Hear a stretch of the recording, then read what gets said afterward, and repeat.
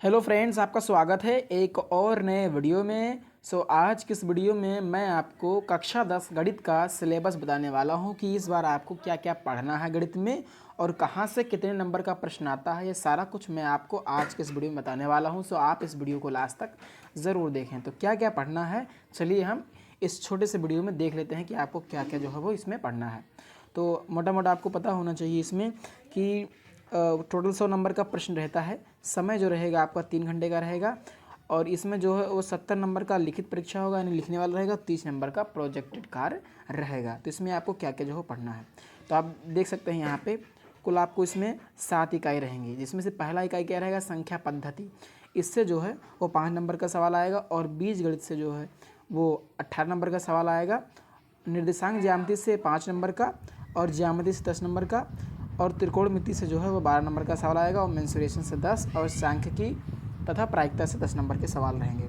तो सबसे अधिक नंबर का जो सवाल है वो बीजगणित यानी अलजेब्रा से आता है और सबसे कम नंबर का कहाँ से आता है, संख्या पद्धति से आता है।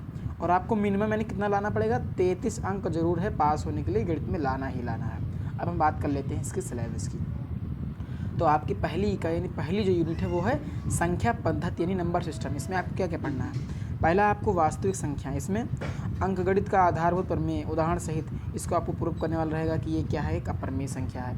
√3, √5, √2 ये सारी चीज़ें और अप्रमेय संख्याओं का सत्यापन, ये सारी चीज़ें आपको पढ़नी पड़ेंगी। इसमें वास्तविक संख्या में ये 5 नंबर का आपका रहेगा। उसके बाद यदि हम बीजगणित यानी अलजेब्रा की बात करें तो ये सबसे अधिक नंबर का रहता है। 18 नंबर का प्रश्न जो है पूछा, 18 नंबर के क्वेश्चन जो है बोर्ड एग्जाम में यहाँ से आते हैं। तो बहुपद है पहला, तो बहुपद में बहुपदों के शून्यांक, द्विघात बहुपदों की गुणांकों और शून्यांकों के मध्य जो है वो संबंध। और उसके बाद दूसरा जो इसके अंतर्गत जो चैप्टर आता है वो ये है 2 चरों वाले रैखिक समीकरण युग्म। तो इसमें एक रैखिक समीकरण युग्म को हल करने की बीजगणितीय विधि यानी प्रतिस्थापन विधि और विलोपन विधि, आपको 2 विधियाँ जो है वो इसमें इस चैप्टर में आपको पढ़नी पड़ेंगी। और उसके बाद में आता है अगला चैप्टर जो आता है बीजगणित से रिलेटेड, वो है द्विघात समीकरण यानी क्वाड्रेटिक इक्वेशन। तो इसमें आपको मानव द्विघात समीकरण ये पढ़ना है। द्विघात समीकरण केवल वास्तविक मूल का द्विघात सूत्र द्वारा गुणनखंड द्वारा हल करना, ठीक। द्विघात समीकरण का विविक्तकर और उनके मूलों की प्रकृति के बीच संबंध, द्विघात समीकरण का दैनिक जीवन में अनुप्रयोग तथा इन पर आधारित इबारती प्रश्न, ये चीज़ें हैं। और उसके बाद समांतर श्रेणी इसी के अंतर्गत आता है। तो इसमें आपको ये सारी चीज़ें पढ़नी है, आपको नोट कर लेना है ये सारी चीज़ें। मैं जल्दी जल्दी बता रहा हूँ जिससे कि समय कम लगे, आपको पूरा नोट कर लेना है इसको। और उसके बाद इकाई तीसरी यानी यूनिट 3 में आपको पढ़ना है निर्देशांक ज्यामिति। ये 5 नंबर का 5 नंबर क्वेश्चन यहाँ से बोर्ड एग्जाम में आएगा। इसमें आपको निर्देशांक ज्यामिति की अवधारणा पढ़नी है, रैखिक समीकरणों की ग्राफ, दूरी सूत्र, विभाजन सूत्र, ये सारा कुछ आपको पढ़ना पड़ेगा। तो यहाँ से 5 नंबर का सवाल जो है वो आएगा। और उसके बाद आता है ज्यामिति से 10 नंबर का सवाल आता है, ये 10 नंबर का आएगा। तो इसमें आपको पहला है त्रिभुज, इसके अंतर्गत जो चैप्टर आता है वो है त्रिभुज। तो इसमें क्या क्या पढ़ना है आपको, समरूप त्रिभुज की परिभाषा, उदाहरण और प्रति उदाहरण।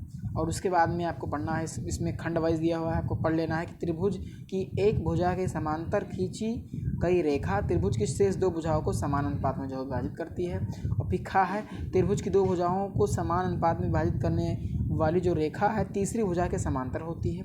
और फिर गा में लिखा है कि यदि 2 त्रिभुजों के संगत भुजाओं का एक युग्म अनुपातिक हो और आंतरिक कोण बराबर हो तो त्रिभुज समरूप होते हैं। तो ये सब आपको जो इसमें इसके अंतर्गत पूरा आपको ये सब पूरा जो है वो पढ़ना पड़ेगा। तो इसको भी आपको नोट कर लेना है। चलिए आगे बढ़ते हैं। और फिर इसके अंतर्गत दूसरा चैप्टर आपका रहेगा वृत्त यानी सर्किल। इसमें आपको ये सारी चीज़ें पढ़नी है कि वृत्त की स्पर्श रेखा स्पर्श बिंदु से होकर जाने वाली त्रिज्या पर लंब होती है, ये चीज़ें। और दूसरा ये है कि किसी वाह्य बिंदु से खींची गई 2 स्पर्श रेखाएं की लंबाई जो होती है वो क्या होती है, बराबर होती है। तो ये हो गया इकाई 4। इकाई 4 से आपके 2 चैप्टर रहेंगे। उसके बाद आपका आता है त्रिकोणमिति यानी ट्राइगोनोमेट्री यानी ट्रिग्नोमेट्री। तो इसमें आपको क्या क्या पढ़ना है, तो त्रिकोणमिति का परिचय, इसमें ये त्रिकोणमिति का परिचय रहेगा। उसके बाद इसके सर्वसमीकरण, ये चीज़ आपको पढ़नी है, sin square theta plus cos square theta is equal to 1। और उसके बाद जो इसका अनुप्रयोग है वो भी आपको पढ़ना पड़ेगा, ऊंचाई और दूरी। तो ये टोटल 12 नंबर का प्रश्न रहेगा। तो यूनिट 5 से जो है त्रिकोणमिति से कितने नंबर का आएंगे, 12 नंबर के सवाल आएंगे। इसमें आपको क्या क्या पढ़ना है, ये सारी चीज़ें आपको पढ़नी है जो मैंने यहाँ पे आपको दिखाया। ये सारी चीज़ें आपको पढ़नी है, आपको सिलेबस को नोट डाउन कर लेना है, बुक में टिक लगा लेना है कि क्या क्या जो है पढ़ना है। और आपको एक्स्ट्रा कुछ भी नहीं पढ़ना है, जो जो इसमें लिखा हुआ बस आपको उतनी चीज़ों को ही अध्ययन करना है। चलिए छठा इकाई जो है, यूनिट जो है वो है मेंसुरेशन। तो मेंसुरेशन जो है वो 10 नंबर का आता है। तो वृत्त से संबंधित क्षेत्रफल ये आपको पढ़ना पड़ेगा, और पृष्ठीय क्षेत्रफल और आयतन ये चैप्टर जो है मेंसुरेशन के अंतर्गत आता है। तो इसको आपको जो है पढ़ना पड़ेगा, तो इसको आपको नोट डाउन कर लेना है। इसमें क्या पढ़ना है, वृत्त से संबंधित क्षेत्रफल में वृत्त के त्रिज्यखंड तथा वृत्तखंड के क्षेत्रफल, और बाकी पृष्ठीय क्षेत्रफल और आयतन में आपको ये सारी चीज़ें जो है पढ़नी पड़ेंगी, तो इसको आपको नोट डाउन कर लेना। चलिए, और सबसे लास्ट यूनिट जो है वो ये है सांख्यिकी तथा प्रायिकता। तो ये 10 नंबर का आएगा। तो सांख्यिकी में वर्गीकृत आंकड़ों का माध्य, माध्यिका तथा बहुलक ये आपको पढ़ना है। और प्रायिकता में प्रायिकता की सैद्धांतिक परिभाषा, एकल घटना पर आधारित सामान्य प्रश्न। तो ये चीज़ें हैं। तो ये आपका सिलेबस था। तो मैंने आपको बताया मोटा मोटा कि कुल आपकी 7 यूनिट हैं। इसमें कितनी यूनिट हैं, 7।